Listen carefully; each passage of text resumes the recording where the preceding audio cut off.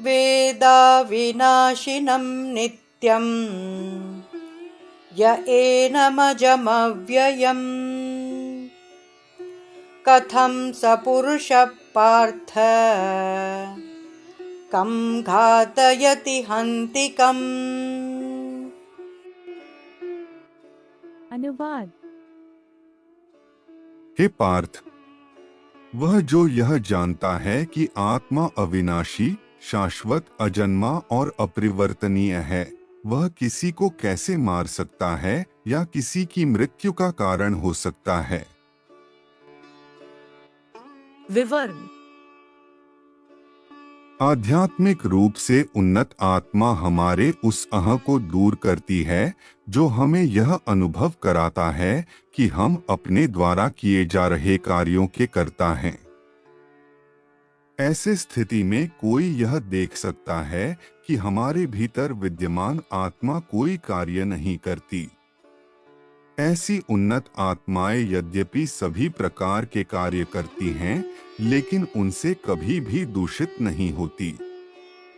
श्री कृष्ण अर्जुन को उपदेश दे रहे हैं कि उसे भी स्वयं को इस जागृत अवस्था तक उन्नत करना चाहिए और स्वयं को अकर्ता के रूप में देखना और अहम भाव को त्यागना चाहिए तथा अपने कर्तव्यों से जी चुराने की उपेक्षा उसका पालन करना चाहिए। वासांसि जीर्णानि यथा विहाय नवानि गृह्णाति नरोपराणि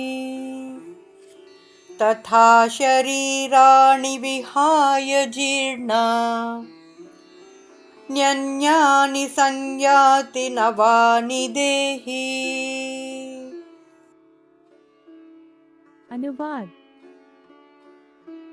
जिस प्रकार से मनुष्य अपने फटे पुराने वस्त्रों को त्याग कर नए वस्त्र धारण करता है, उसी प्रकार मृत्यु होने पर आत्मा पुराने तथा व्यर्थ शरीर को त्याग कर नया शरीर धारण करती है। विवरण। आत्मा की प्रकृति का निरंतर निरूपण करते हुए भगवान श्री कृष्ण पुनर्जन्म की अवधारणा को दोहराते हुए उसकी तुलना दैनिक क्रियाकलापों से कर रहे हैं। जब वस्त्र फट जाते हैं या व्यर्थ हो जाते हैं, तब हम उन्हें त्याग कर नए वस्त्र धारण करते हैं और ऐसा करते समय हम स्वयं को नहीं बदलते। इसी प्रकार समान दृष्टि से जब आत्मा जीर्ण शरीर को छोड़ती है, तब उसमें किसी प्रकार का कोई परिवर्तन नहीं होता। न्याय शास्त्र में प्रदत्त निम्न तर्क द्वारा पुनर्जन्म की अवधारणा सिद्ध की गई है। जातस्य हर्षभ्य शोक संप्रतिपत्तेः। न्यायशास्त्र 3.1.18। उपर्युक्त तर्क के अनुसार यदि हम छोटे शिशु की गतिविधियों पर ध्यानपूर्वक विचार करते हैं, तब हमें यह ज्ञात होता है कि वह बिना किसी स्पष्ट कारण के कभी प्रसन्न, कभी उदास और कभी भयभीत दिखाई देता है। न्यायशास्त्र के अनुसार छोटा शिशु अपने पूर्व जन्म का स्मरण करता रहता है और इसी कारण समय समय पर उसकी मनोदशा में परिवर्तन देखने को मिलता है।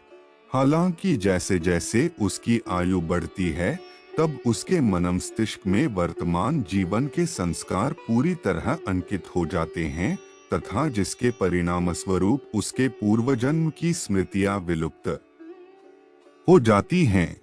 इसके अतिरिक्त जन्म और मृत्यु की प्रक्रिया भी अत्यंत पीड़ादायक होती है, जो हमारी पूर्व जन्म की स्मृतियों के ठोस अंशों को मिटा देती है। पुनर्जन्म के पक्ष में न्याय शास्त्र का दूसरा तर्क, जिसमें यह कहा गया है स्तन्याभिलाषात् 3.1.21, इसमें यह वर्णन किया गया है कि नवजात शिशु को भाषा का कोई ज्ञान नहीं होता। तब फिर कोई माँ जब अपने बालक के मुंह में अपना स्तन डालकर उसे दूध पीना या स्तनपान करना कैसे सिखा सकती है? ऐसा इसलिए होता है क्योंकि नवजात शिशु ने अपने अनंत पूर्व जन्मों में यहाँ तक कि पशु की योनि में स्तन, निप्पल और थन से अपनी असंख्य माताओं का दूध पिया होता है।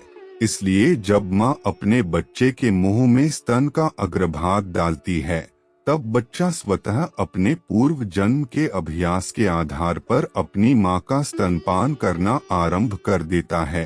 पुनर्जन्म की अवधारणा को स्वीकार किए बिना मानव मात्र में भेद करना अनिवार्य और तर्कहीनता है। उदाहरणार्थ मान लो यदि कोई व्यक्ति जन्म से अंधा है, तब वह व्यक्ति यह कहे कि उसे ऐसा दंड क्यों मिला, तब इसका तर्कसंगत उत्तर क्या होना चाहिए?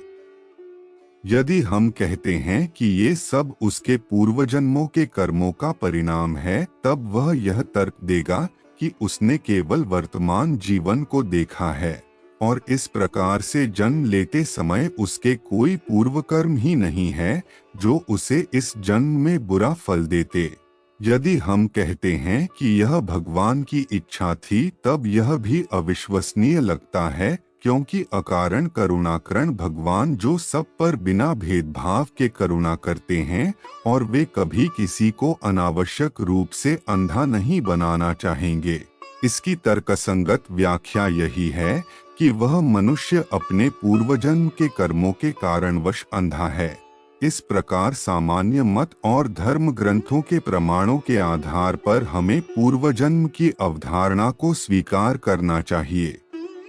अगर आपको हमारे वीडियो पसंद आ रहे हैं तो उन्हें जरूर लाइक कीजिए और सब्सक्राइब करना ना भूलें ताकि आपको हमारे नए वीडियोस मिलते रहें। हरे कृष्ण।